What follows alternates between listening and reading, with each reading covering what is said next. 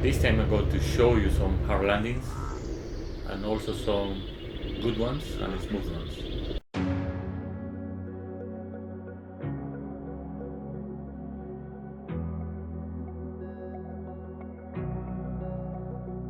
Sometimes everything goes accordingly, the speed, the amount of pitch, the amount of power, and we can produce some smooth landings.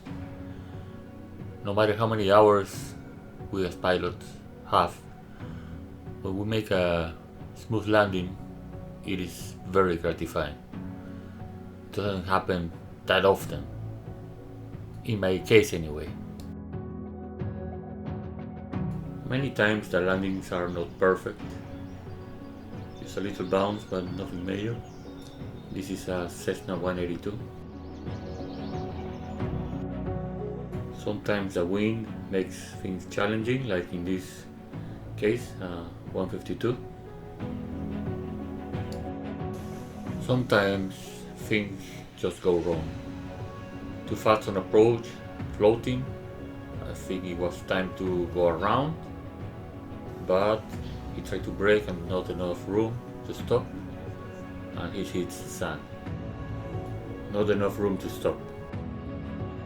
Doing Comanche, the pilot did a great job, fair the props, and smooth touchdown.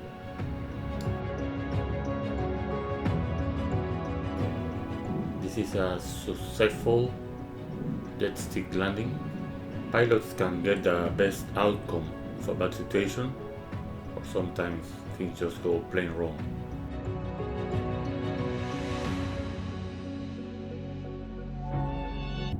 This next one is my crash landing in Costa Rica a few months ago.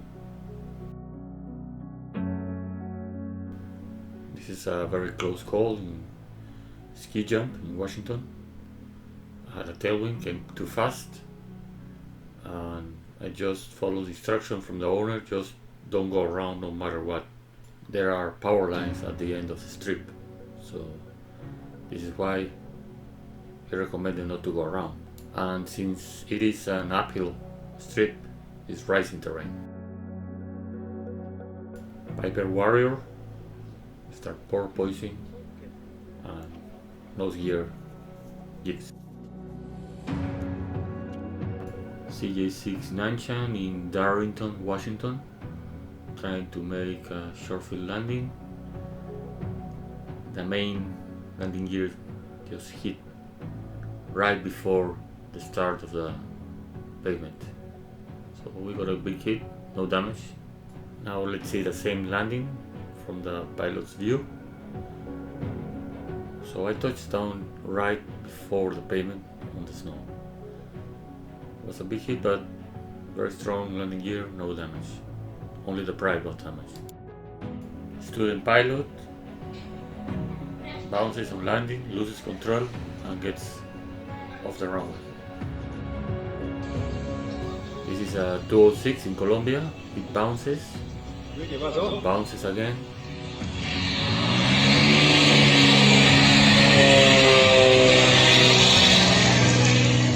Then tries to go around. I think it was maybe too heavy.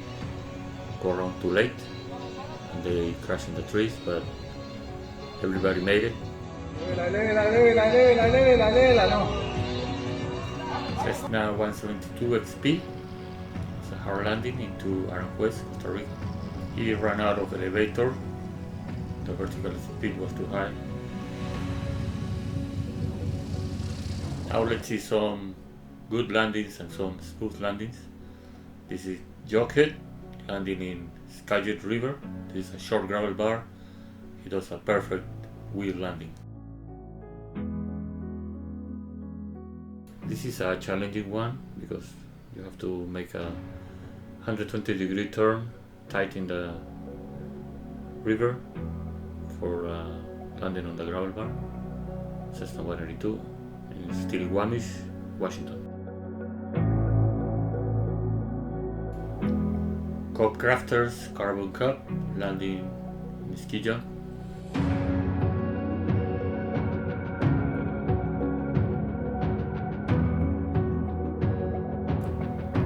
Cessna 170 in Duval, Washington. This grass strip. Grass is very tall, and 31-inch Alaska bush tires do the work. This strip also has big roots, so I try to do a smooth touchdown.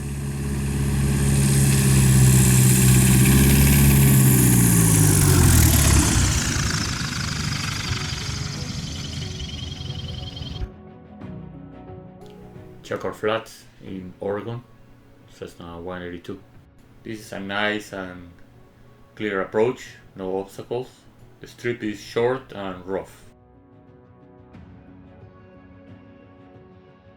This is a very scenic and spectacular approach into Soldier Bar in Idaho. Again, Cessna 182.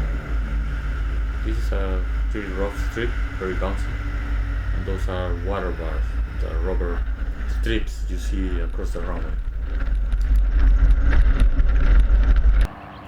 Beagles in Washington, 850 feet grass strip, pretty smooth.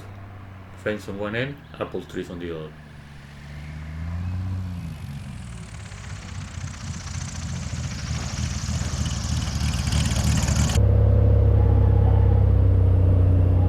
This is Sirene Station in Costa Rica. Pretty rough and short strip.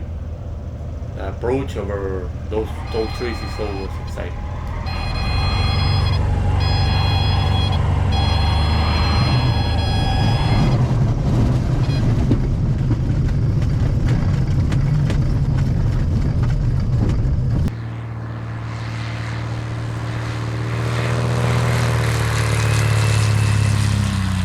Soldier Bar, filmed from the outside. I try to do the landing as smooth as possible because I know it's a pretty rough strip. On this landing, since the surface is a little bit of camber, I try to touch down with the right wing first. What I'm trying to avoid is to be pushed by the terrain into the water. Ski jump, it is always fun to come to this uphill grass strip. It is pretty smooth, and when it's no wind, it's actually not that bad. Good practice is to try to land as high as possible in the strip. It's so steep that you will stop pretty quick. This is Marble Earth Strip in Idaho. It's a pretty new strip, and it is lots of fun.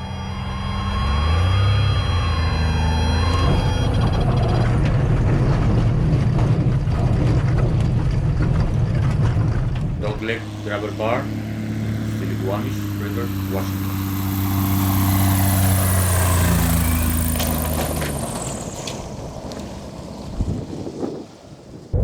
This is Skycomish State Airport in Washington State. We have pretty big tall trees on both ends, and the strip is pretty long and wide.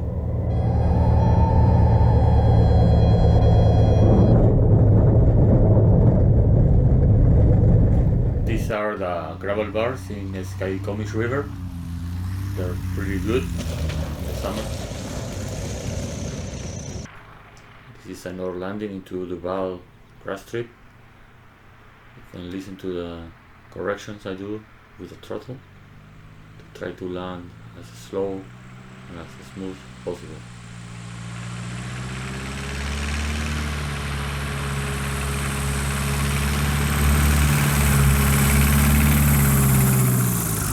Watching, and if you want to support Backcountry 182 YouTube channel, please join Patreon. It is very easy to join, to be a patron of Backcountry 182. Go to the YouTube channel. On the right hand side there is the link, and then it takes you to the Patreon page. Here you can see all the tiers and what is all about, the support for Backcountry 182 YouTube channel. Also, another way to access the Patreon link is in the description of the video I put in YouTube on Backcountry 182 channel. There is a link for Patreon, so just click on that and it will take you to the page. Thank you for watching, and it will be amazing if you guys are interested and give some support.